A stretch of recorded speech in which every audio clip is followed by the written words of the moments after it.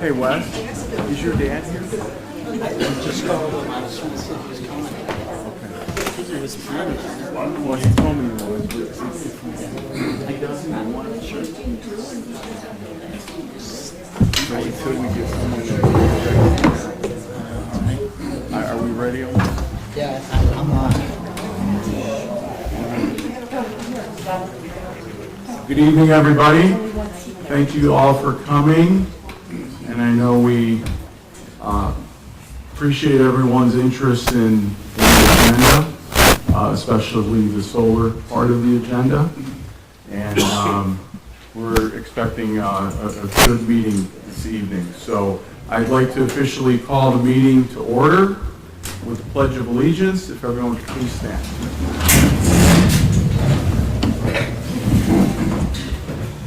Pledge allegiance to the flag of the United States of America and to the republic for which it stands, one nation, under God, indivisible, with liberty and justice for all. Thank you very much.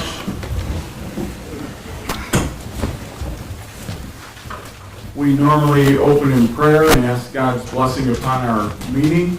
Pastor Mike, is Pastor Mike here? Okay. How about Trustee West? Sure. Okay, would you lead us? Dear Heavenly Father, Lord, thank you for this day. Thank you for bringing us all here together in community, Lord.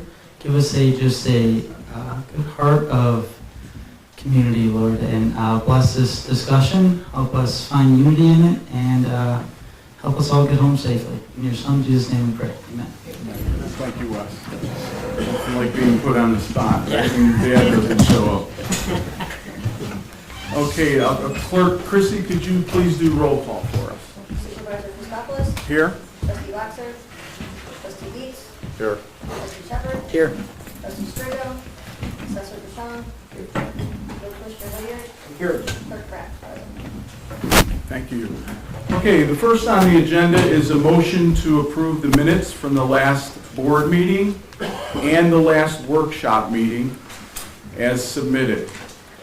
Do we have a motion to accept those minutes? A motion. Motion by Wes Shepard, Trustee Shepard, second by Ralph. All those in favor say aye. Aye. All those opposed?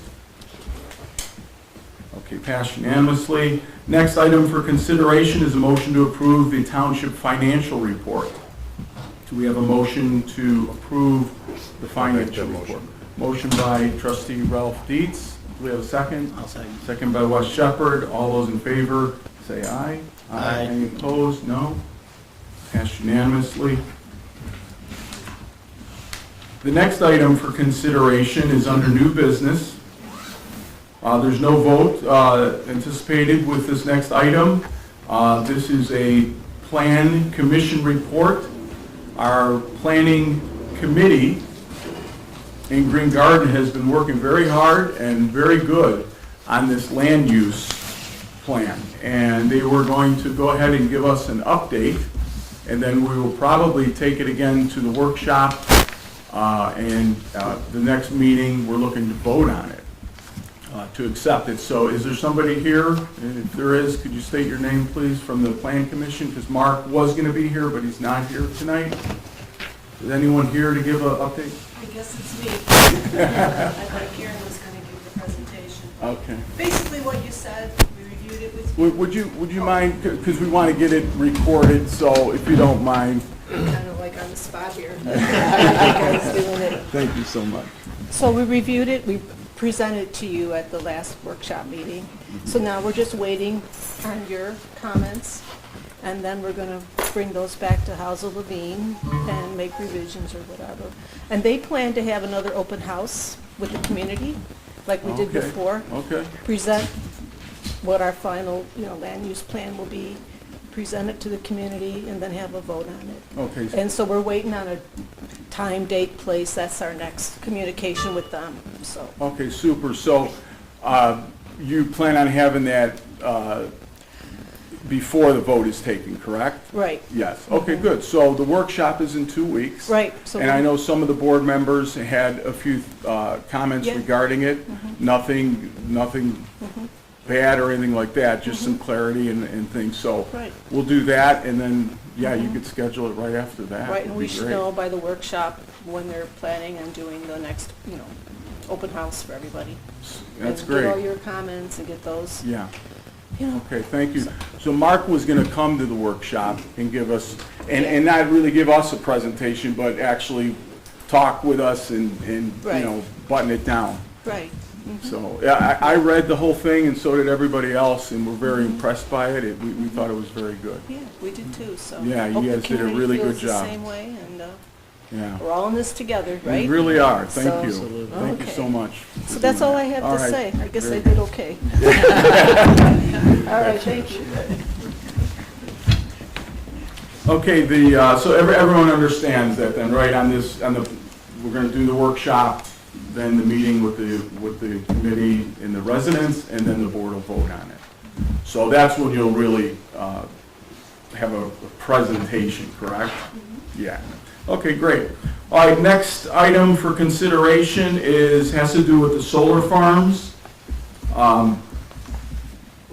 Our board can't say enough about our appreciation for Mr. Tom Becker and the Watershed Committee, his team that has researched not just this solar farm. This one we're talking about today is a report on the proposed commercial solar facility at 104th Avenue. We'll just let Tom talk more about it, but we really appreciate all the effort that you guys have put in. It's just been a real blessing for the community. So thank you, Tom. If you want to take it from here. Yeah, if you could just speak into that so we can hear that. Okay. It's okay. Yes? Hi, my name is Thomas Becker, and I'm the chairman of the Upper Fork Creek Watershed Committee. We've been active for about 20 years to preserve the natural resources and the agricultural landscape and the quality of life of our community. Just 3 weeks ago, Mr. Trustee Dietz called me and he mentioned that about a neighbor at 104th with the Prairie Schooner subdivision, which is just a mile. Can you just hold it closer to your mouth? Okay, Yeah. all right, okay. Okay, that's a little better, okay, well, okay, but anyway, to begin again with, Mr. Dietz called and he mentioned that there was a neighbor at a Prairie Schooner that wanted to talk about a flooding issue, and during the conversation, she mentioned about a contract that she was presented with for 6 figures to run a transmission line through her property. And she had no idea what were the consequences of this, very concerned about the impacts of the solar facility being put in that location should she agree to the contract. And much to the credit of Mrs. Robinson, she said no. And so that's amazing in itself. But we started looking into this. What is this Earthrise? And what is it all about? We could not find any information about it. We went to the county, we talked to other people, we learned that there are land leases all the way as far south as Offner and Shear, possibly coming through around 104th, perhaps near Creekside, maybe Deer Creek Church, possibly by Saddle Ridge, going up to 104th to Prairie Schooner, and then going into Drawley. So we're like, what's going on? So we ended up researching, we found a lobbyist in Springfield who is the lobbyist for this Earthrise. It's a corporation in Virginia. And they said that they're looking to put in a proposal for 600 megawatts of a solar facility, and that would be about 1.5 million solar panels. And they're looking to have it snake through Green Garden Township, Wilton Center, and Manhattan Township. And in researching this corporation, they bought there's a gas turbine, a natural gas facility just 2 miles west of our township. And it's called the Lincoln Generation Facility. And they have about 700 megawatts of natural gas, highly efficient, 8 turbines. They can be independently discharged and dispatched to produce reliable energy. So they bought this, but according to their website, they want to add solar to it because they want to, they want to liberate us from fossil fuels, even though, 95% of our country runs on fossil fuels. And, but I think it's bigger than that. So we started looking into this a little more, and it would consist. You might have just hit the button. Am I bad? Okay. Yeah, I'm not, yeah. But, so we started looking into this issue, and we thought, well, how many acres is this going to consume? And from what we calculated, because they will not give us a plan, it looks like it's 4,200 to 5,200 farmland acres. It's 5,000 acres. Why? Why here? So that was completely disturbing because we look at the idea of generating power. We have a power plant there that it's on 30 acres and it can make 700 megawatts of power. So why do you need to use 5,000 farm acres to put in some solar? It's the land use, it's ridiculous. There's no reason for doing this. And I think this has to do with possibly a data center. And I have no proof yet of that, but there's no reason that we're seeing. I mean, we were fighting at the possibility of place nursery for that, to challenge that solar facility. That was 5 megawatts, 5. That was 12,000 solar panels. Fortunately, they withdrew. We had a wonderful support throughout the community. That was withdrawn. But this is 600 megawatts. So in looking at this issue, there's a number of things that are happening within our nation and I think is why this is going on. First, the artificial intelligence, for better or worse, is coming through in technology. And that is a huge appetite for energy. They anticipate an 80% increase in energy supply needed to support the artificial intelligence for manufacturing, industry, whatever. Some of you may have read, but I found that if you do a little Google search, there's like no energy is used. But if you enhance it with AI, you're using 30 times more energy. So these data centers are now developing up to 500 megawatt campuses. And this facility that they want to put in of solar is 600 megawatts. There are 222 data centers in Illinois, and there are 600 in Virginia. So the question is, why is this being considered at this location at this time? Secondly, solar as itself, the panels, the time frame for these huge panels being put on farmland is ending. Not only is the solar, the whole aura about that being shed, much of the supply chain is coming from China, which is involved with slave labor, huge amount of environmental damage in harvesting the resources for these panels, and now their tax incentives are being removed. And there are new forms of energy coming in with hydrogen, all sorts of new ideas. So why go ahead and consume 5,000 acres with these panels? No one wants this. No one would ever put this here. As a land use issue, it's a nightmare. So the other thing that's happening now is farm preservation is coming back.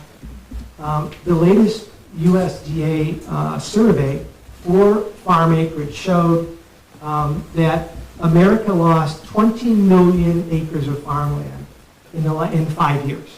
In 5 years, between 2017 to 2022, we lost 20 million acres. That's why Brooke Rollins, who is the new Secretary of the Department of Agriculture, said this summer, no more solar on prime farmland. So these are the issues that we're looking at concerning this. And while no one wants to see this next to our subdivisions, no one wants to see this impacting even the farmers who have land that would be next to it, who's going to put their dream home next to 1.5 million panels of solar? No one will want to do that. So it's such a devastating impact to our community. And so far, this company has not come to this board. They didn't come to the last board. And this has been going on from our research since 2023. They acquired the facility in 22. It's been for 2 years. On their website, they say, our motto is full disclosure and transparency. And here, we have no information. And within a month, they're supposed to put in an application at the Will County Land Use Department where we will get an idea of this map. But it's much larger than just 104th Avenue. It looks like it snakes through 4 or 5 miles of our township. And the good news is that this is so aberrant, this is so out of touch with what we've seen before.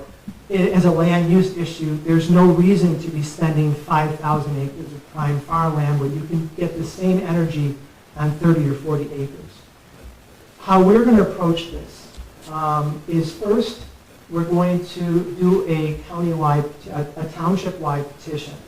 And the reason we do that is to send a message to our public officials that we don't want this. And this is something that I will all need your help with. Mrs. Robinson has been helping with emails.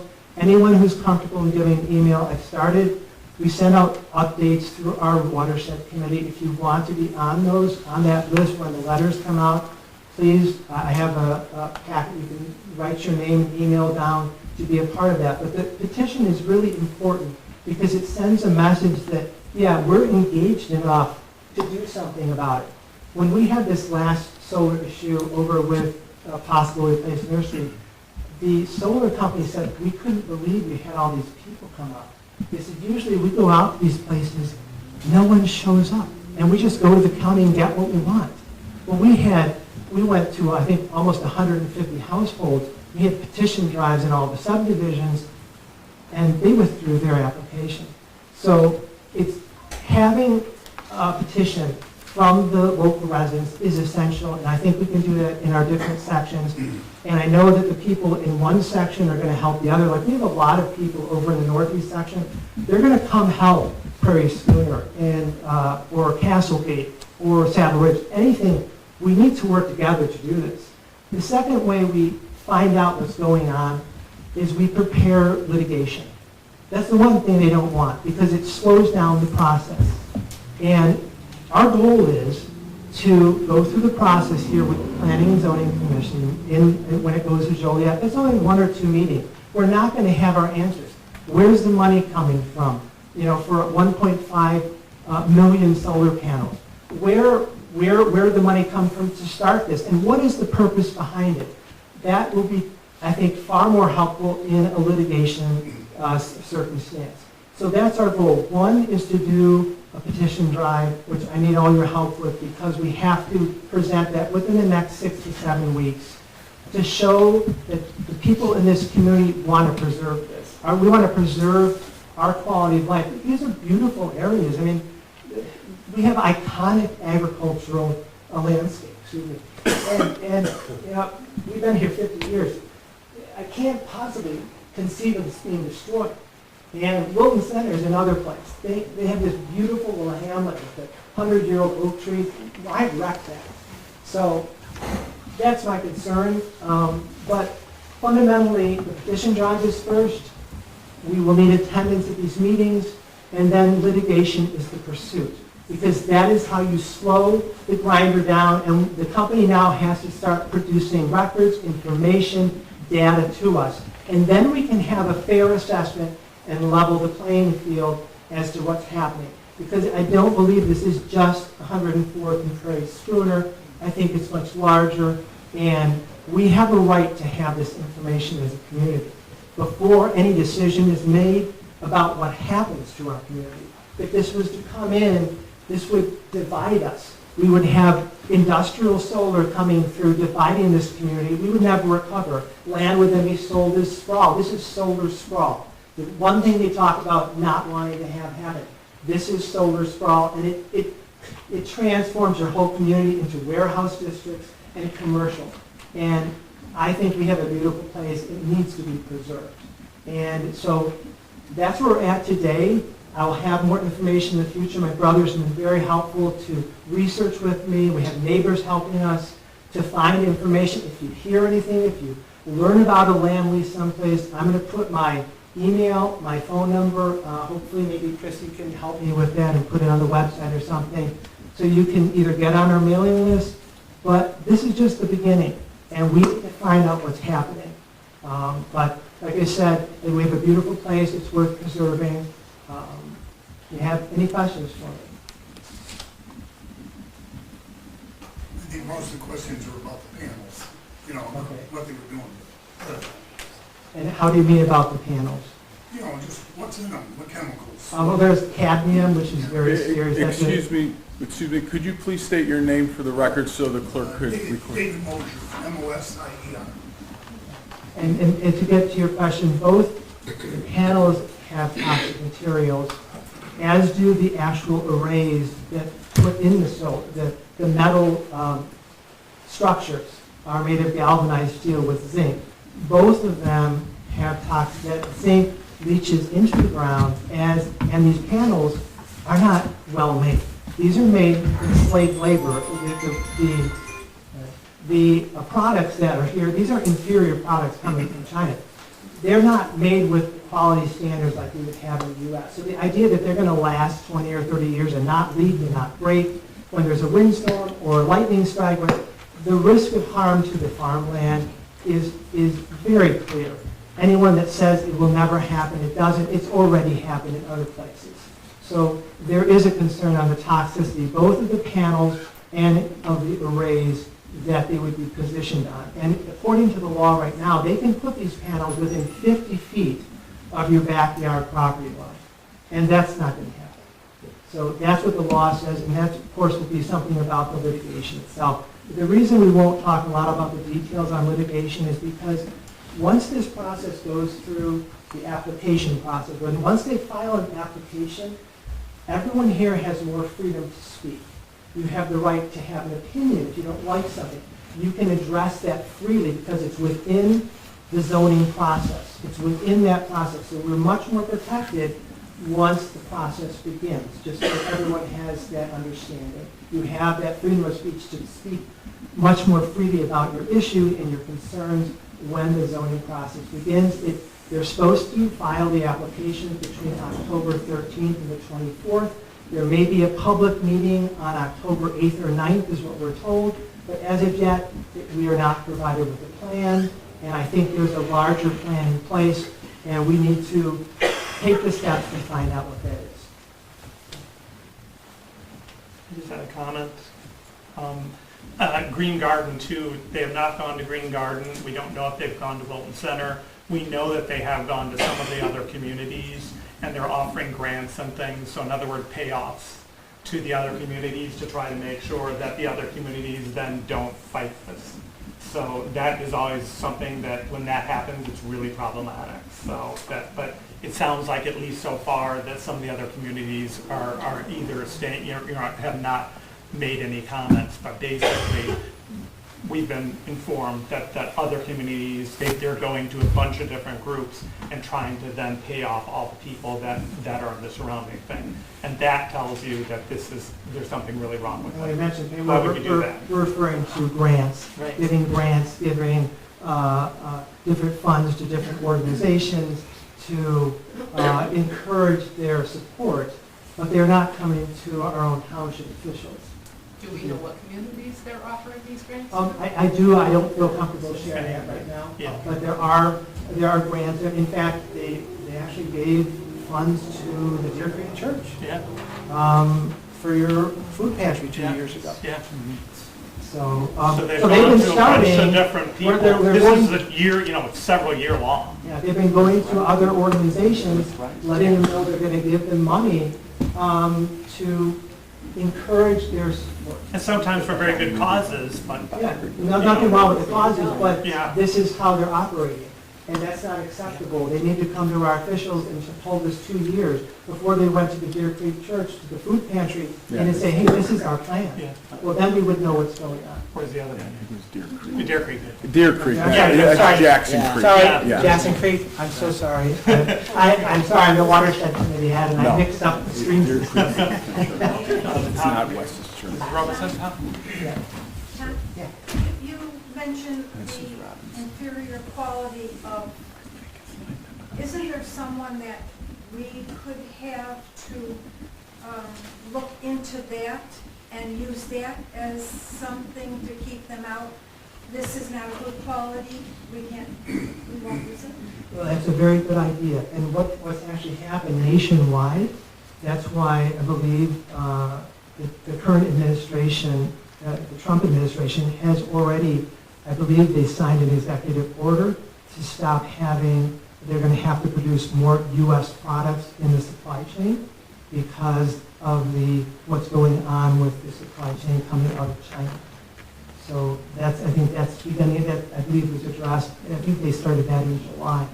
So they're restricting actually the volume of what can come from China, and that may also affect what happens in the time frame of how this would be developed. So it's a good point. And you told me before, but I don't remember, how come they can come in to add in a residential property? Well, what's happened is the state, they've allowed this to go, this is really a commercial 4 or an industrial 1 or 2 setting, but they're allowing it in A1, which is 10 acres or more. They're allowing that to come into that type of zoning. But there are issues with that law, and there are issues with our rights and what's happened in terms of they're putting up barriers to us having the zoning rights we need to use to protect our land use decisions. Stopping our local or our county officials from making those decisions. But there is an issue, and so that's why it's coming in A1, is because they're allowing that to come into ag properties. That was the law passed by J.B. Pritzker. Right, this was 2021, 2023, the law. That's when all of a sudden this is all happening. It's not happening in a vacuum. It's happening because of the laws passed in Springfield by the supermajority in Springfield. And there have been efforts to change these laws, but they can never get out of committee. Another question here? Are the Frankfurt officials aware of any of this? Yes, some Frankfurt officials are aware of it. I have sent them information. I'm expecting to talk with more of them, but they are aware of it. And I believe some of the other local towns, I've sent letters to all of them. So we are informing them of what's happening. They have all of the different municipalities have been very responsive in the past when we dealt with the other solar issues. So I expect to see. Right, in the past, Frankfurt has been very supportive of Green Garden with the solar stuff at the county meetings. They've backed They've been us. very supportive. Yes, And what's your name? Karen Playtime. Karen? Okay. Thank you, Karen. Yes, they have been supportive. I think they are watching what happens in our township. Thank you. Thank you for all your effort, you and your brothers in the Watershed Committee. It's awesome that you are taking this and helping out the entire community. It's a very sweet, thank you. I don't know how to express my gratitude as much as you deserve. Thank you, well, we appreciate it. Like I said, this is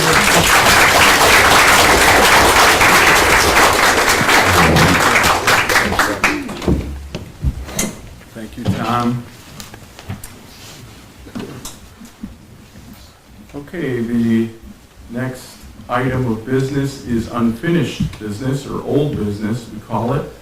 And I would just like to spend a few minutes and give the town hall grant update and the new town hall update. For those, the board members, of course, are pretty much up to date on this, but about 2 weeks ago, Will County declined our application to transfer the grant from the renovation of this building to the new building on the 6 acres. It was extremely disappointing, to say the least. So the history of it is this: in the last 2 weeks, a lot of things have happened, but we ended up having a meeting with land use, the permit department also at Will County. And they were very positive about the new building and their ability to give us this permit in a timely fashion, which would allow us to complete the project on time. Because there's a time frame that's associated with the grant. It was the end of December, it's now the end of October. they want all monies paid out by their fiscal year, the end of December. So they declined it on feasibility/timeliness. They did not feel that we would finish the project in time. I called Anna, who some of you know is the director of Accenture, who Will County hired to do the work on their behalf. And I called her, talked to her about it, told her about the meeting that we had. Ralph and I was at that meeting with the land use. And then we told her we have another meeting set up about, it was 3 or 4 days later, we had another scheduled meeting set up with the highway department of Will County. So I said, are you saying we should cancel that? Is this a dead deal? You know, what's going on with it? She said, Dean, it is. It's really final, but after I spoke to her, Ralph and I, about the ins and outs of it, long story short, she said, you know what, go to that meeting, report back, and let us know what they say, because we have concerns about the timeliness. So we went to that meeting, and there were several people there, 5 in each meeting, engineers, the head engineer, Jeff Ronaldson, and others were there, and they gave us a lot of assurance as well, same assurance. They said that we could have a permit for you in 2 months. I said, yeah, but what about when we turn something in and it's not quite right, we have to have a revision? She says, okay, I'll give you 3 months then. If you don't have it right the first time, maybe it'll take 3 months. But Dean, I'm telling you, right, Ralph, and this is what both of these committees said, and they were separate meetings. They both said, absolutely, we know you guys are the township, we know the grants, so, you know, they knew the ins and outs of it, they gave us a lot of assurances. So what happened was, she said, call me back after that, so that's what we did. We called her back, told her the good news with that, only to get almost immediately, a decline letter again. So that was about, I think that was last Thursday, last Friday? Yeah, it kind of blurs. Yeah, I think it was last Thursday. I should have the dates, but it was last week. So I was prepared to come here and report this, that we did not get that because they declined it. And then they said, what about the original renovation? We have concerns now about that as well. Which makes logical sense to me, because if you have concerns about that project, you probably ought to have concerns about this project, because they're both going to take the time needed. So we talked to her about that. Well, in the meantime, Ralph and I had a meeting, because we were considering the new building as declined. So we had a meeting with Tria, who's the architect for this project here, that the previous board has dealt with for quite some time now, and with Harbor, which is the general contractor for this renovation. So I don't want to spend a lot of time on that, only to say that they gave us a contract budget, and the contract budget, originally this project was going to be close to like $1 million. And then the previous board sat with them and said, hey, you know, we got to cut this back because we're not getting an additional grant, we're getting $558,000. So they got it down to just under $650,000. But in our hour-and-a-half meeting that we had with them, they showed us that there were several things that weren't included in that $650,000. One was the septic system, the vestibule being handicap accessible, the demolition of the ceiling wasn't included, the asphalt needed for the parking in the front wasn't included. If there was mold, there was no mold remediation included. And they mentioned something about a site concrete. I think that had to do with the back. I was a little lost on that. Yeah, the back end, the exit for the back, they needed the demolition of the pole barn. Yeah. And they said that we, the owner, would take care of that. Yeah. So you and I would be out there knocking that down. We'd be taking these ceiling tiles down too. So, but with all this, it's hard to quantify exactly, but with everything involved at this meeting, we anticipate at the low end, we would invest an additional $50,000 and probably more like $100,000 with all these extra items that are needed. The same pressure with the time constraints and all that. But we did that, we were doing the fire drill because we go, oh my goodness, we better really investigate this more thoroughly. So that being said, I was ready to come tonight and report on that and tell you that that option was no longer available to us. I got a call about 4 hours ago from Anna, the director of Accenture, who I said was responsible. They are hired out by Will County to take care of this. She called me, she says, how's it going, Dean? I said, well, it's going pretty good, Anna. I said, we're talking, we're getting our ducks in a row, because she sent me information about what she needs for this project. So she said, well, listen, she said, the county may have changed their mind. They talked to us and they think that it would better serve the Green Garden Township community to do the new building. So I cannot report that it's officially approved because it's only verbal. So what they're going to do now is they're putting the paperwork together to have us sign a new agreement. It's very similar to the agreement that was signed by the previous administration for here, but just with all just a new agreement. But I would like to take the time to read the email that she did give, because if we thought that December was a challenge to get this done, it's now the end of July. They changed the rules. They said they're changing the rules on many of these grants because Will County fiscal year ends and they have to make sure the money's distributed. I suspect there may be some fudge to it, but they're putting a fire under us and under some others. So here's what she said.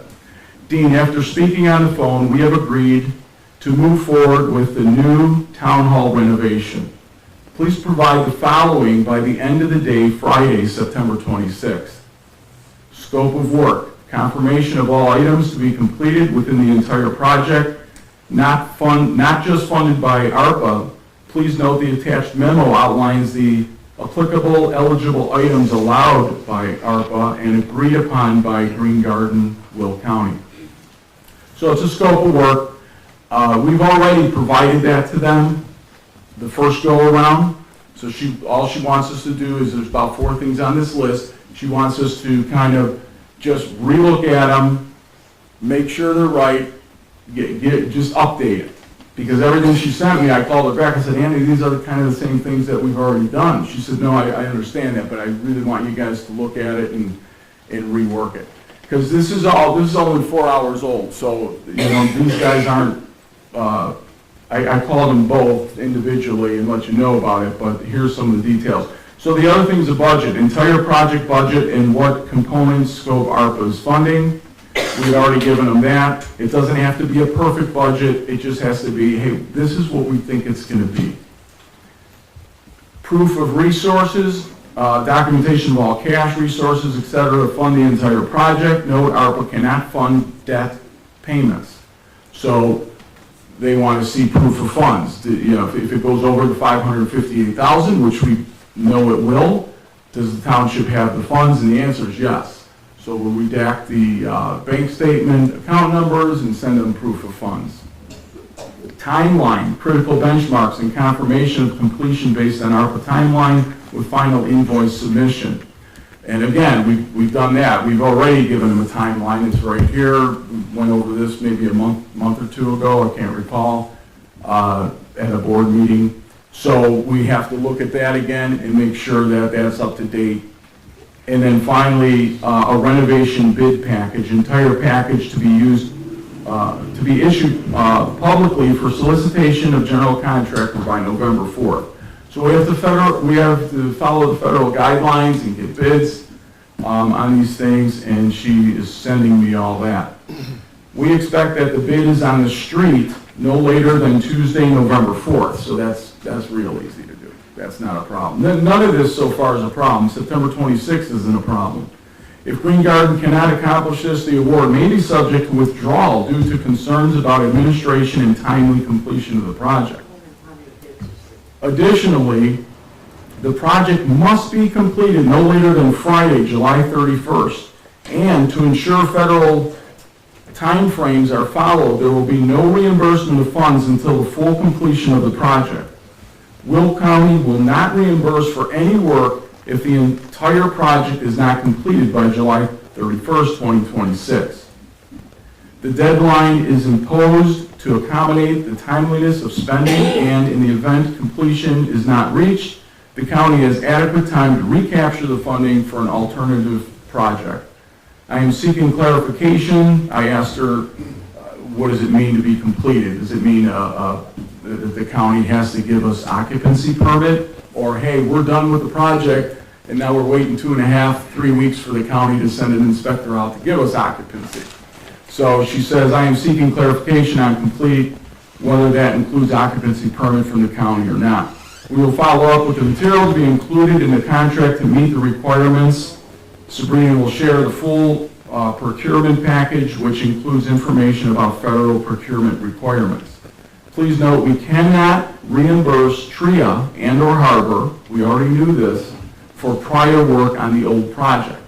Because if you recall, some of you may recall, that all the work that has been done to this point, nothing physical has been done. It's all been site assessment, some testing, some analysis, and it all has to do with this location. So they told us from the get-go that chances of getting any of those invoices as part of that grant is really not that possible. And she made it very clear on the phone to me and in this email. So the money that we have invested here is approximately $105,000 plus $22,000 that we've already paid out and was reimbursed by the county.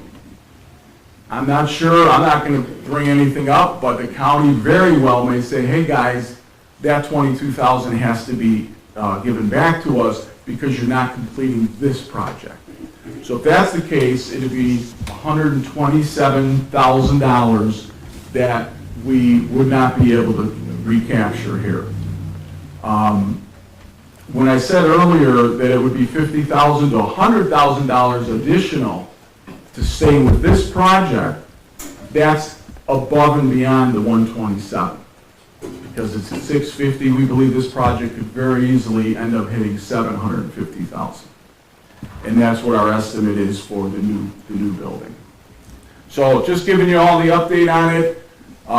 It threw us for a loop. Personally, I was like, this is great, pressure's off. Then I took 3.5 breaths and I go, the pressure's on again, just a different pressure now, right? So we thought that December was tight. But we crunched it, and we're going to be talking about it immediately. We got to understand that nothing physical is going to happen until the spring of next year. So our goal is to get a permit in place. Our goal is December 31st. Now, we're behind the pace because we were expecting to be sooner than this. But even if the permit came, really, if the permit came March 1st, we'd all be nervous, obviously, but we really can't do anything physical on that property until then. So up to that point, we've already had a meeting with the civil engineer, the architect, the county, the highway department, the land use department. We are zoned E2. They said there's no land use issues there. We talked to Jeff Ronaldson. We do have to do a traffic study, a minor one. It's a couple $1,000s to do a traffic study. The survey that some of you have talked about in the past, we have to start doing all that and getting the ball rolling. So if we get the permit done by February, let's just say, we're going to order the building. Once we get the necessary estimates, we have 2 of the 3 that are required by law, by statute, we'll say. So let's say we order that. They need about 1 month to pre-manufacture that building. They need about 1 month at the most to install it for us, because the manufacturer actually installs it as well. They make it here in the country, and then they install it. We already have a sound, solid bid from the concrete contractor, price on that. We have a firm price on the septic system. So all these pieces are already in place. Now we just have to just put it all together, and we believe we have time to do it. So again, the timeline, let's say March 1st, we get lucky and the weather's nice. March 1st, the building goes up. Then the concrete, septic, propane. Then we start building out the inside. We believe that building out the inside is going to be a couple months. We believe that once we get started on the project, it's going to be one or 2 months. So we believe we could get this project done by July 31st. As a matter of fact, our time frame initially,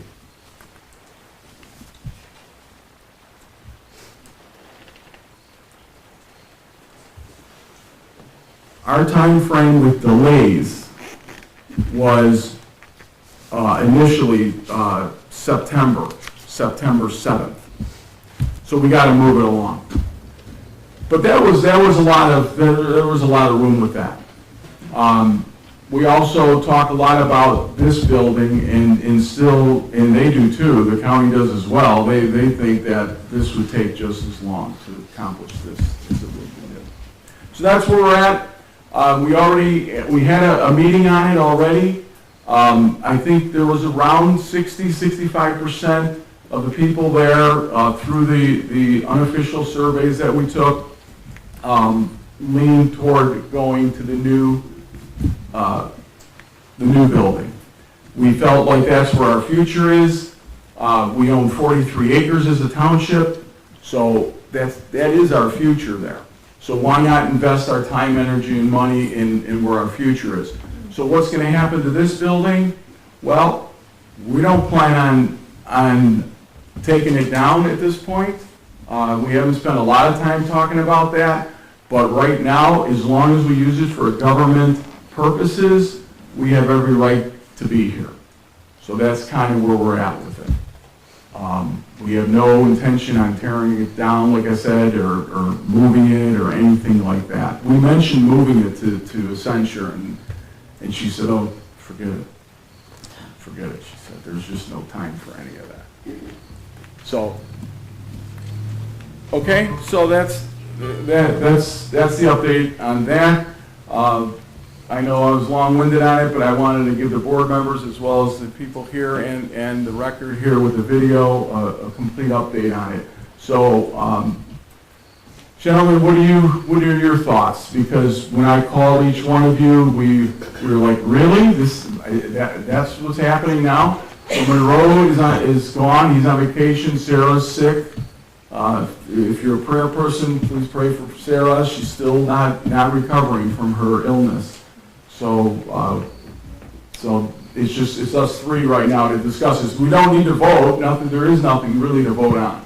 We need the electorate to vote on it to go any further, so that's a big factor. Thank you. Yes. So this does need to go back to the electorate. What our intention was to have a very sound, solid plan to bring to the electorate, and we will do that the best we can. Given the time that we have, we'll call a meeting at the right time, and the electorate would vote to approve it.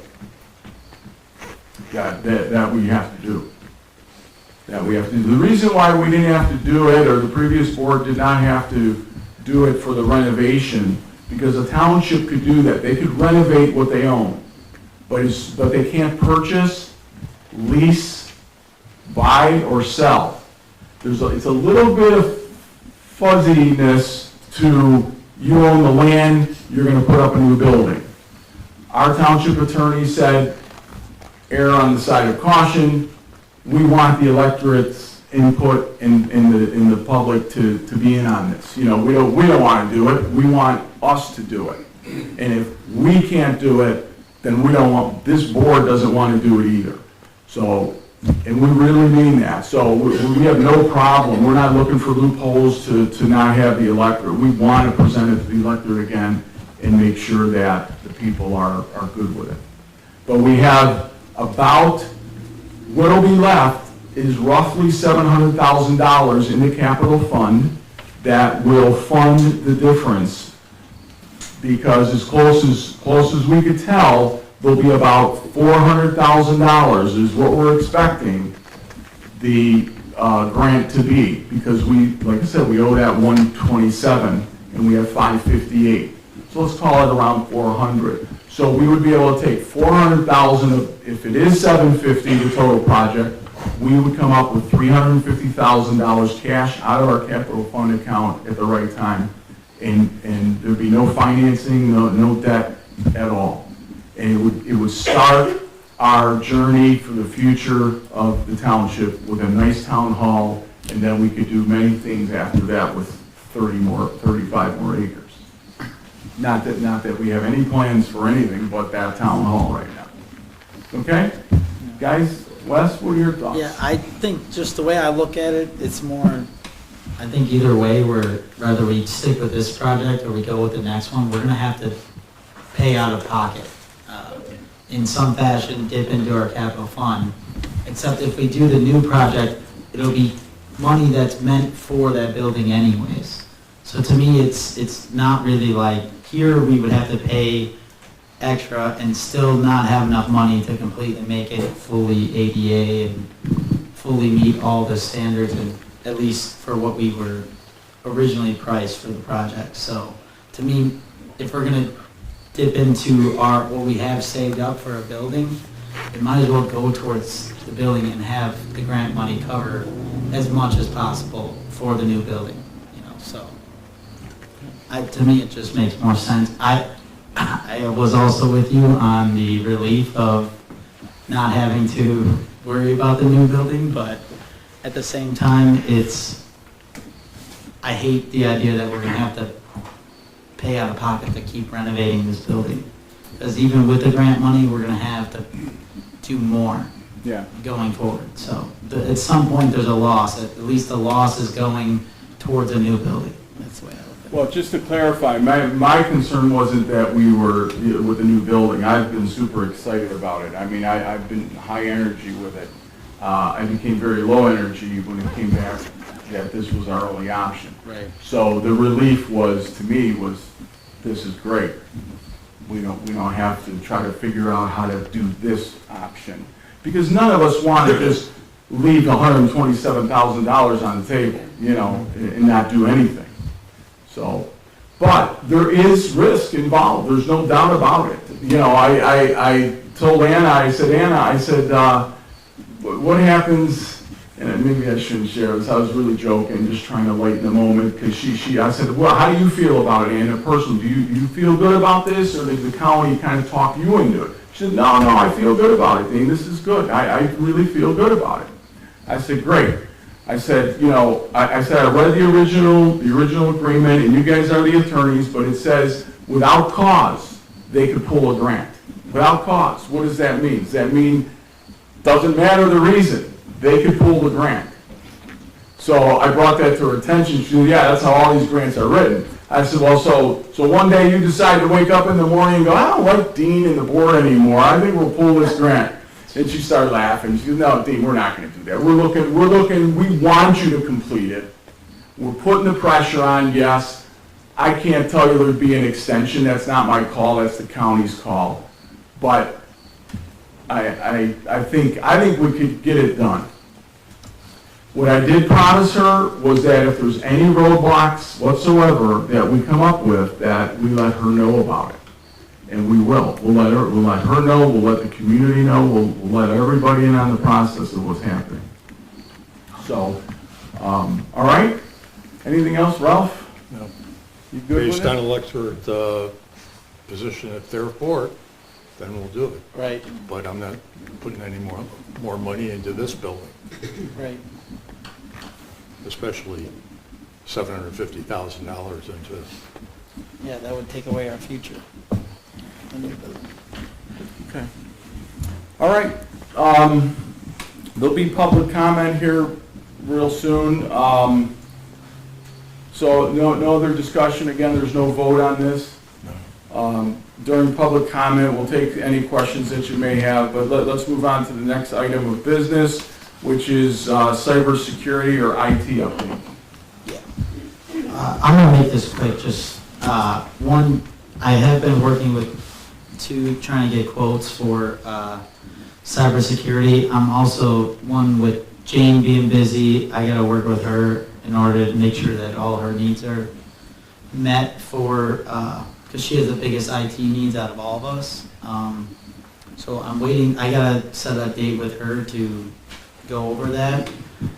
But I'm just not a fan of asking for money for cybersecurity when we're just such a small community, you know? So I am also trying to look for a minimalist option of just at least getting us on Microsoft Office suites or 365, which that would provide us, you know, some cybersecurity and, you know, backup and all that. I just would like, I'm trying to find out, I talked with Chris, our website guy, this is just to inform you guys, and he said he has a friend that does migration in IT or whatever, so he might be able to help us migrate if that was an option we wanted to go with.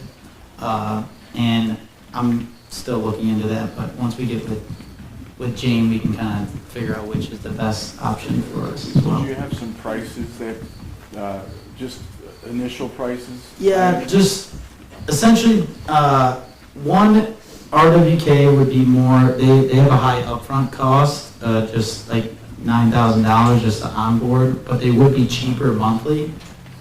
However, they charge $200 an hour for every time we call them, which could be a lot, you know, especially if, you know, say you just have a problem with your email and you need help, they would have to charge us $200 an hour, and I'm not a fan of that. However, we don't call them at all, they would be the cheapest option. The other company I talked to, they're a lot more expensive monthly. However, they do offer unlimited on-site, on-call service for anybody. And they have I think their cybersecurity packages are way more, like, advanced and more, I guess, ongoing management, whereas they're not gonna charge us unless it's something that's over 8 hours of work. And, you know, even, for instance, Jane had an issue back in June and July, or it might have been, was it more than one thing, Jane, or was it just one time that you called? I think it was multiple. Two different things between June and July, right? Yeah. It was like 5.5 hours of work. But that's highly unusual. That's because our last Right. IT guy couldn't deal with any of this stuff. So I was left after 2 or 3 years with these issues. Once they're resolved, they're resolved. Right. So that's the thing, is that's what I need to meet with Jane a little bit more and try and figure that out.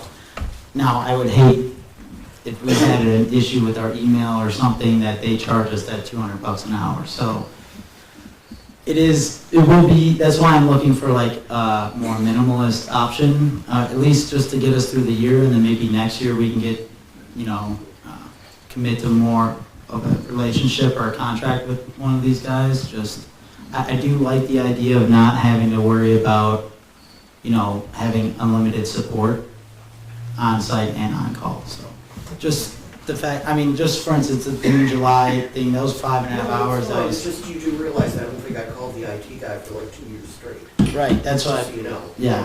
You know. That was partly what we need to talk about, so that's it. Thanks, Wes. Thank you for looking into that. Okay, next item on the agenda are reports. Can I ask our road commissioner, Jim, to give a report, please? Past operations for the month. Past operations for the month, we did 3 miles of chip and seal. It was Offner Road, 1 mile east of Center, and 88th Avenue, 2 miles plus south of Manhattan Road. The reason they do a little bit more than 2 miles is whatever extra they have, they just run it out. So they had a little bit of extra, so it's probably it's less than an 1/8 mile extra on that road.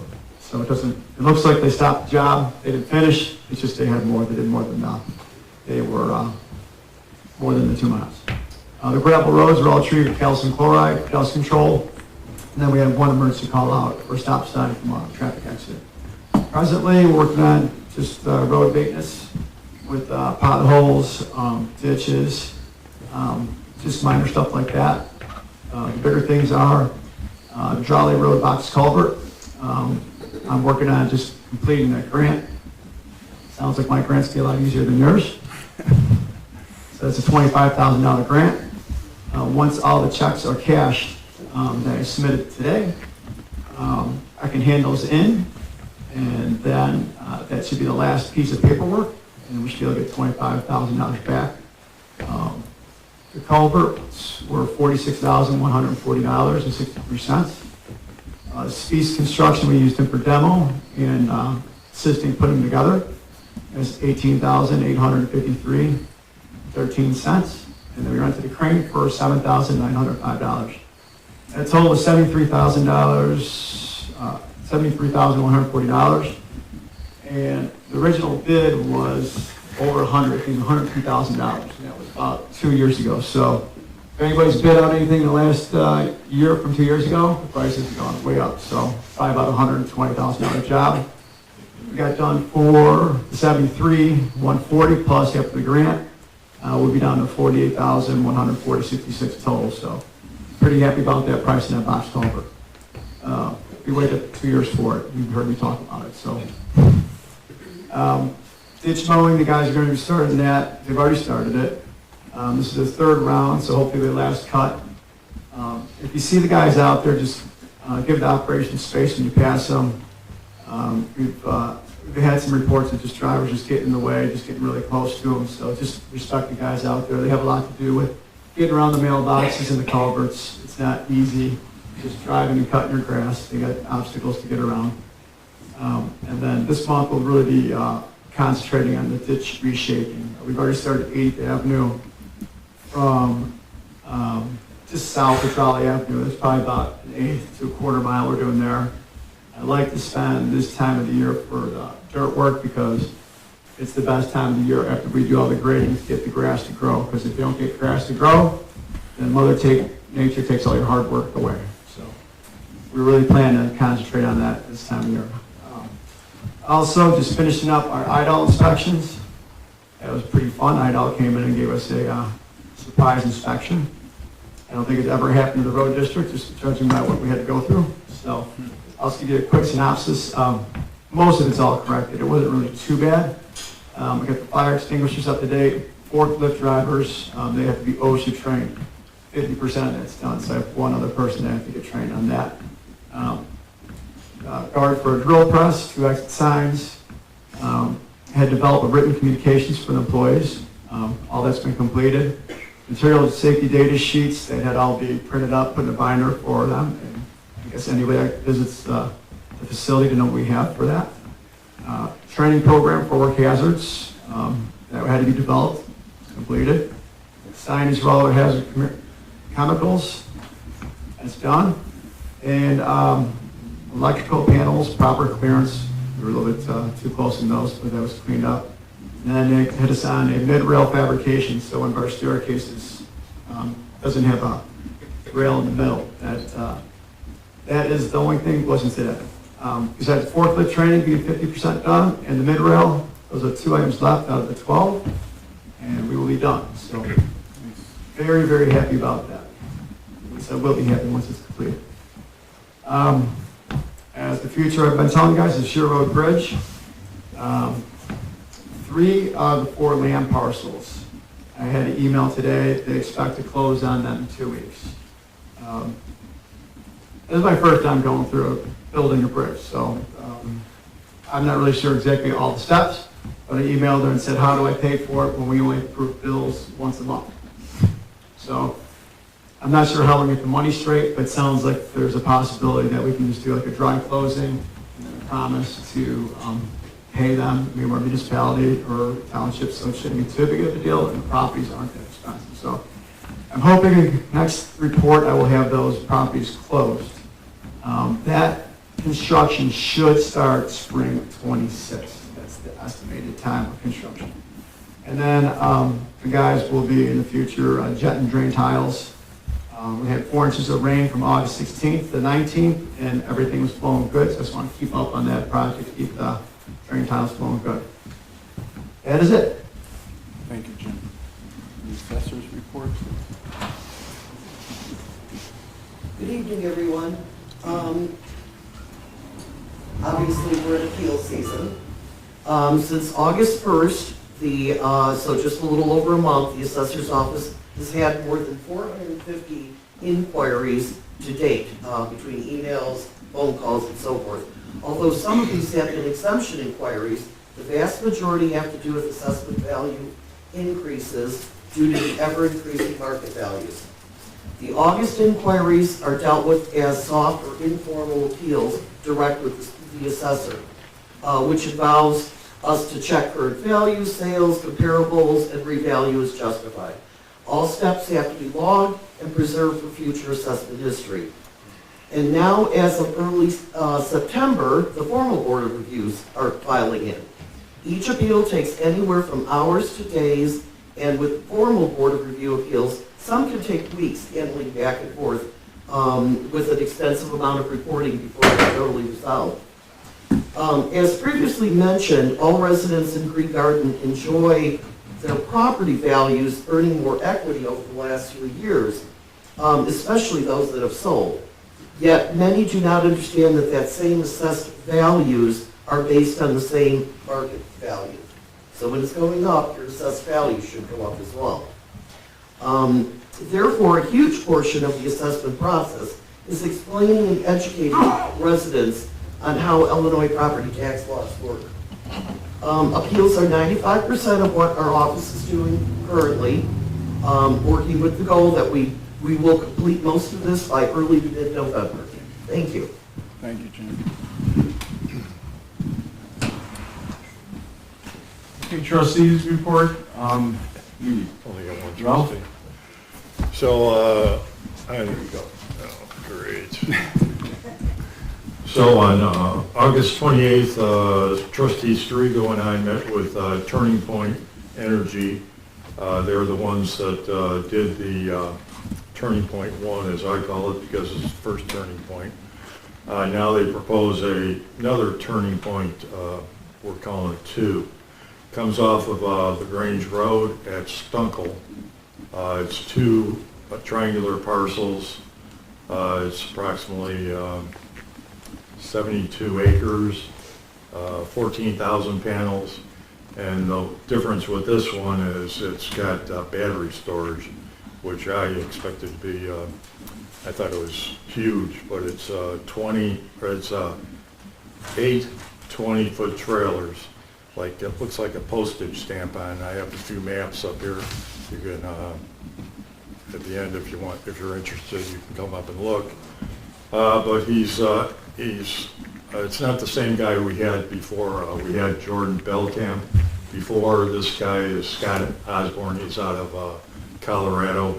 He works with Jordan. He doesn't have an application out yet. He's pending this. He plans on doing this in 2026. So right now he's moving a few panels out of the floodplain, and eventually he'll submit it, I guess. So, but he came to us.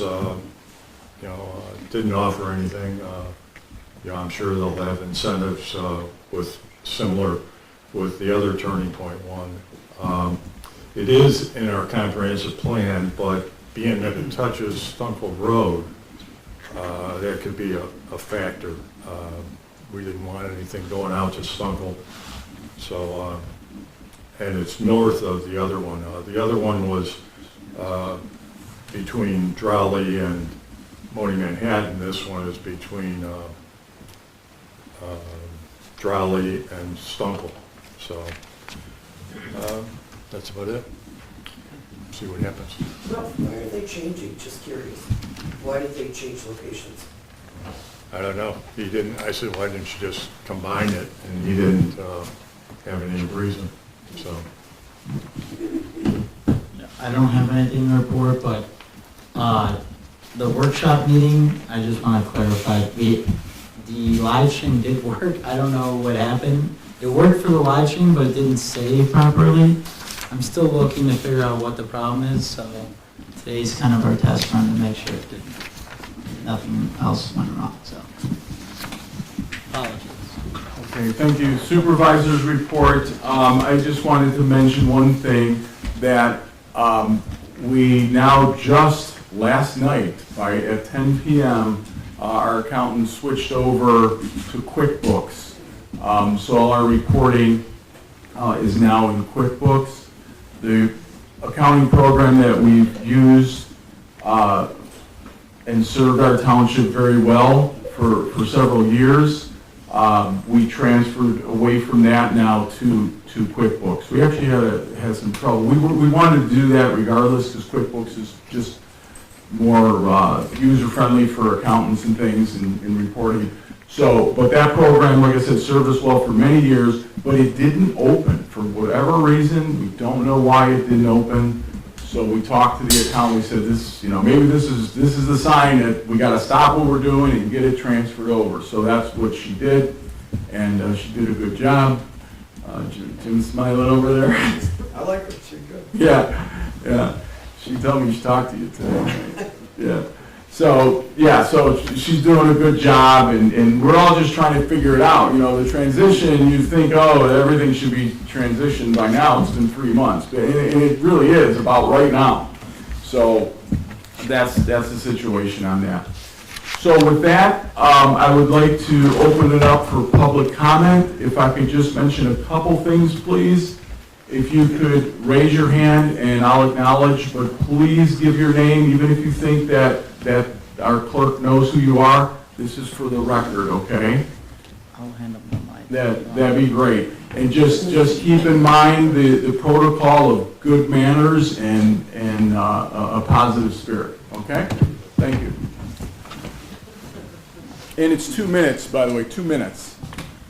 2-minute public comment. Huh? I don't want, she knows who I am. I'm talking to the road commissioner here, if that's what he really is. Okay, the only thing, see, this is, buddy, with all due respect, I really don't want to start off the meeting with if this is what he really is. Because last time you said something similar to that. That's right. And we're gonna have to close that kind of a comment down. We have to be respectful. He is our road commissioner, and really, yeah, he is. He really is, buddy. He does a good job. Yeah, he does. So we're all open for constructive criticism, but please make it constructive. ask him what happened with the flagpole. That was all months and months ago. Ask Bill Wagner. He was in then, and he knows about it. The flagpole down there is a terrible thing. And he's got some yellow light up on top of it, and he said he was going to handle it. And then he says, "You know how much a flagpole costs?" I says, "I know, but he don't think about that. He can buy the trucks and stuff like that, so it really don't matter." Now, 88th Avenue is the worst road around here if you go north of Moaning Manhattan. He went south a little bit and he smeared something on it and some gravel, but he don't repair a road. He just smears the stuff over it and it's still there. He redid Bruns Road a couple years ago himself and had it tarred and shipped, and it needs it again. It's all humpy there. But 88th Avenue North, it'll never be done because he told me point blank, I got no idea how to do that. And he's the road commissioner. I would think he would know or get somebody to do it. Thank you, buddy. If I remember right, a few meetings ago, correct me if I'm wrong, Jim, you had said you could get a lot of things done, but it costs money when you start subcontracting it out. So could you address anything here? Well, I mean, I'd love to pave all the roads and make them all nice and smooth, but we pay lower taxes here than most places in the county. My budget's for paving and road improvement is this year about 300.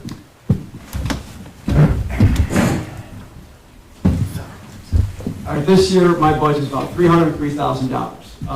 there's no secret how I do a budget. All I do is however I spend money, from year to year, I look at it, and I just, basically, if I know I'm gonna need a little bit more stone, or say my stone was, I think it was 40,000 in 2024. I think I spent like 30,000. So this year I put it at 35,000. I just, very simple, my numbers from data. But when it comes to paving, every cent that's left over goes to paving, tar and chip, and road improvement. That's my main focus. We had a box culvert, a trolley box culvert, was deemed by structural engineers as unsafe. That's a big ticket item. So I got $303,000 for paving, and I think it was $76,000 until we get that grant.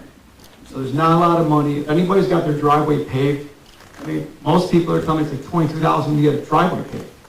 So it's not a lot of money to make all these roads perfect.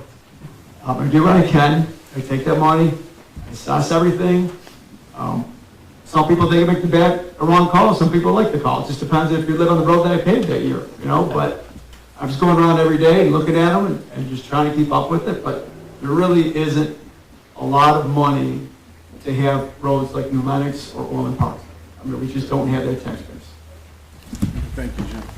I have a comment. I saw the pole, and I've been out to the road district, and it looks fine to me. There's a gold ball on it. You know, it looks like a flagpole, you know? It's the flagpole. I would love to have a nice flagpole too, but what we have is fine. And I'm not spending. I think it was, I got bids, like I said. You're a disgrace, is what you are. I want to put the money to the pavement. We have a, instead of having an eagle or a gold ball, the guy that put the flagpole up put an orange light on there to keep the person dedicated flag. It kind of fits the road district because it has the ball on it or the light, but again, I'd rather put the money to the roads than putting in the flagpole. That's it. Thank you, Jim. Just one suggestion, just a brainstorm. Maybe we could have a little bit of a fundraiser. I don't know, if people are interested to donate. How much was it, Jim, did you say, to get a new flagpole and a flag? And I have to ask Valentina brought it with me, but I think it's like $5,000 $5,000, without installation. Yeah, that's what I thought, $5,000 or $7,000. So it's not real cheap. So I don't know, maybe we can. I mean, if we all pitched in a little bit, maybe we can make this happen. So something to think about, and we could bring that up again, because we had a lot of compliments of the flag that we have out in the town hall here. I think Linda suggested it. She called the township, and Monroe went right out there and put it up. That was Linda Owens, right? One on the front here? Yeah, right here. Yes. You called, right, on there? No, I thanked everybody for putting it. Oh, okay. So someone called on it, and Monroe said yes, you know, it's a good thing, you know, and so it happened. And so we appreciate it. Then at Union Cemetery, there's one that you guys volunteered and donated the flagpole, and then the committee put it up. So good things can happen when the community stays together on these things. Further public comments? 2 minutes, please. Any comments? Yes, sir. I don't know if it's in your jurisdiction or whatever. Could you state your name, please? Milk Poulet. The Arab Farm. Are they allowed to have music that loud at night? And also gunshots? Yeah, I hear them too. I mean, Really? go ahead. All the time. Yeah, I we mean, hear is 'em. that, who do you contact to try to? Ralph, you want to address They that? gotta be 600, they gotta be 900. Ask him. I don't know where it's coming from myself, but I hear it. That's right.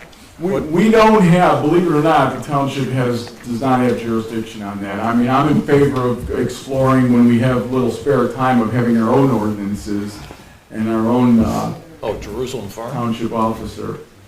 Jerusalem Farm, is it? Talking Jerusalem Farm? Here, Ralph. Whatever it is with the Palestinian flags and the writing and all that. Raleigh and Yeah. 104th? 104th. Okay. I'll talk to the county and see, you know. It's the county The county always says, call the cops.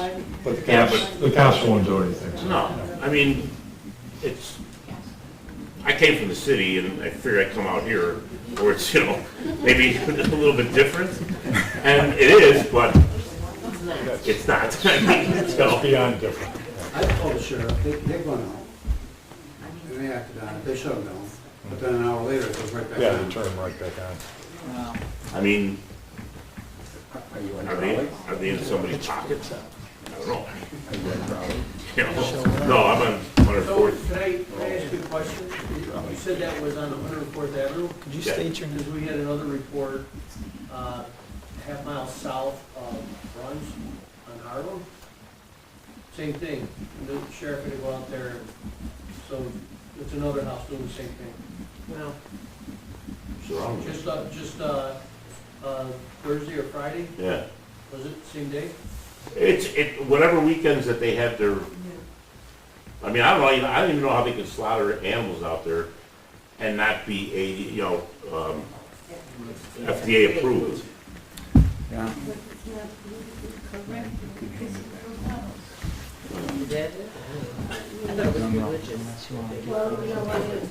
I mean, it's like, is it a religious thing that they don't have to have clean? No, from our understanding, it's the county's jurisdiction with that. We've called Ralph, who's in charge of the land use in Green Garden. He's called he's called the sheriff, like Dan just said. I mean, there's not much we could do other than call the county and keep the pressure on. In June, around the end of June, 27, 28, they have halal and stuff. That's the religious thing. So we don't want to get started with that and then have, religious rules over that. So, I mean, even sometimes you drive by there and they Well, and they look had- at you like, what are you doing on this road? Well, and the slaughtering and all that, they've had slaughtering out there. Yeah. And they had FDA inspectors come out and they got the okay. And I've seen it on Facebook and it looks gross. Yeah. And, I can't stop them. They don't sell the meat around here, we can. Yeah. Well, he sells it at 115th in Harlem. He has a butcher shop and he showed me pictures of the stuff and it's FDA approved. But he gets it from the Amish or something. I don't know. Yeah, so Ralph has been over there more than a few times in He's this week. And the reason that it's not asphalted or chipping, whatever you call that, Yeah, chip and seal? yeah, like Drawley, I don't know if I pronounced it right, and 104th Avenue, like from north of Prairie Schooner on down to, what is that, Stager? Is it just loose gravel? That's probably because there's not enough There's revenue. not a lot of traffic on those roads. We don't want to get them on the road. Let it be done. Even the road I live on is gravel. I usually accelerate a little more so it doesn't. Okay, thank you, Milt, thanks for inquiring about that. Any other public comments? Yes, Bill Wagner? Yeah. The $127,000 for the engineering and all the pre-work, basically what you're saying is you're gonna walk away from that. And that has to be redone for the new project, go out for bids and all that. Have you gone out for bids to get those prices, or? No, not yet. We've gotten some. We haven't gone out for bid, but we've gotten a concrete bid. We've got the building bid at, depending on the building, it's in the $250,000 range for the building install. It's about, I think it was $25,000 for the concrete, if I remember correctly. So it will be going out to bid. Okay. And the bids that you've gotten, were they just local people, or? They came referred from the civil engineer and the architect and the builder that we were working with, which is, we're not working with him. It's just getting an estimate from him. He had referrals as well. So far it's been referrals, but as I mentioned, we are going to put it out for bid. So we have to do that. So, and price isn't the only factor when you put something out for bid like that.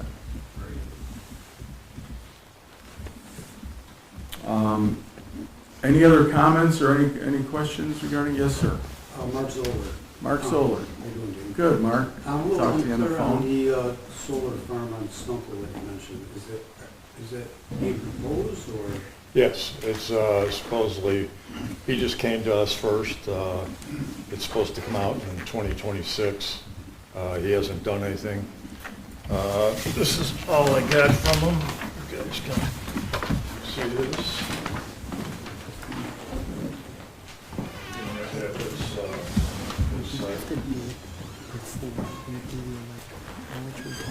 And then where do we start getting our names in for this petition? Where do we start? Well, Mr. Becker? Oh, well, I'm going to be starting on that this week. Okay. And we're going to work on a way either to help through the website or to have people, I'm looking to have people in each section work, meet their neighbors, talk to the neighbors, and begin that process. So if you want to give me your email later, we can talk with you about it. Sure. And to work together. So we're all going to work together to have a significant voice on the petition. But that either will go online or we're doing it door to door. And we have the time to do that. I know there's a lot of interest to make sure that we support each other to get this done. Yeah, Chrissy will have a tab on the website, solar tab, with email, and we'll develop it, and then you could contact Tom direct or put a request in. Anyone that wants to also participate and work on doing petitions with your neighbors, please let me know. We have a very good network we've started with, but we want to reach out to everyone to have that support between there. So anyone who wants to volunteer, spend an afternoon, go visit maybe if somebody's you never talked to before in your town, your section, say, hey, that's a lovely house, and I can go meet them. It's a nice opportunity. Thank you. Any other public comment? Yes, sir. Is there anyone else that would like to? The way it works is if you spoke once and then no one else is available or wants to speak, then you could ask another one. That's just kind of how it's done. Anyone else? Yes. Just to clarify, the Earthwise solar thing is one thing, and this one on Stunkel Road is a second company, Turning Point. It's a second. Yes. So we're talking about Stunkel and the Grange. Which, you're talking about another Stunkel? That's what I'm saying, is this in addition to this? Yes, Yeah, that's Turning Point. Stunkel and what? Well, we gotta get these petitions going. Yeah, they're coming at us hard and fast. It's crazy to keep up with. wants to put a battery storage solar facility. Right. And that's separate from this Earthwise company who wants to just zigzag through our entire Okay. That's right. So we have two major Yeah, the problems. reason I'm asking is because I'm on 8/8 in Stunkel, and they want to put one across the road from me and like 2 doors down, you know. Yep. And I haven't heard anything for a while on that one. Okay. Okay, yes, Mill? These companies, do they buy this property or do they lease it? Both. Both? And how long do they lease it for? 30 years. So after the 30 years, Then that farmland is going to be completely destroyed. I'm dead with them, but, you know, I'm just saying, our grandchildren, I mean, it's like, This is for our future. and how do they choose, like, why did they choose north of Prairie Schooner and south of the creek? So actually, I think they're actually trying to go all the way possibly to Stager Road with Earthwise. It's a huge footprint. And like I said, they're not revealing it yet. But it looks like it's going to be coming, it looks like it may even touch 6 miles and going 2.5 miles from Sheer, possibly even through the middle of 104th between here and Center. So. And these are just farmers that don't want to farm anymore? They're leases that they're signing, but I believe that they do not understand they have a much better opportunity to sell their properties for real estate, a huge value. Yeah. I think they've been misled, and I don't think they understand the impacts. You cannot reverse this process once you do this.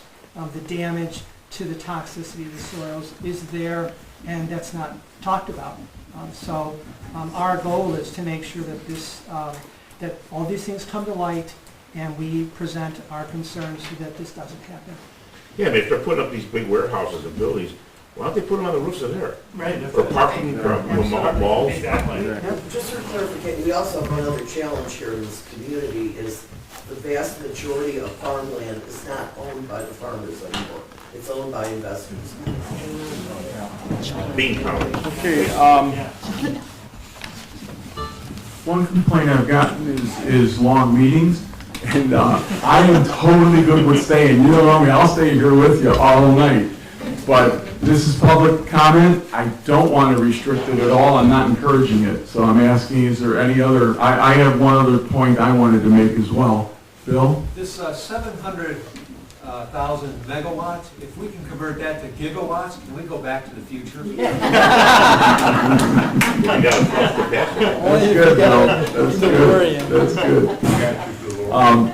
It was brought to my attention, hey, how about the agenda? Can't we get the agenda up on the website sooner? And you know what's crazy? Belinda forwarded me something from Facebook. I didn't see it, but I had, for example, I had this agenda ready like all week.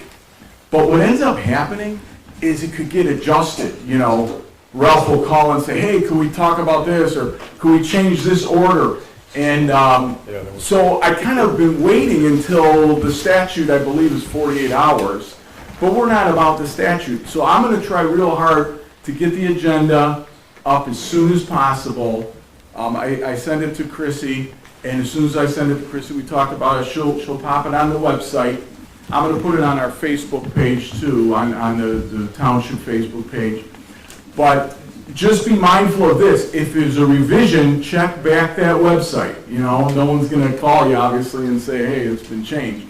So I'm going to try to get it sooner, because we absolutely love more and more people coming to these meetings, because it's our township. So we want to get the information out as quickly as we can and discuss it and that type of thing. So, all right. Any other public comments? All right, if not, we appreciate everybody coming and showing an interest, and we will ask for a motion to adjourn. Motion. Motion by trustee Shepherd. I'll second. Second by trustee Ralph Dietz. All of the board in favor, say aye. Aye. Any opposed? Say no. Passed unanimously. Thank you for coming.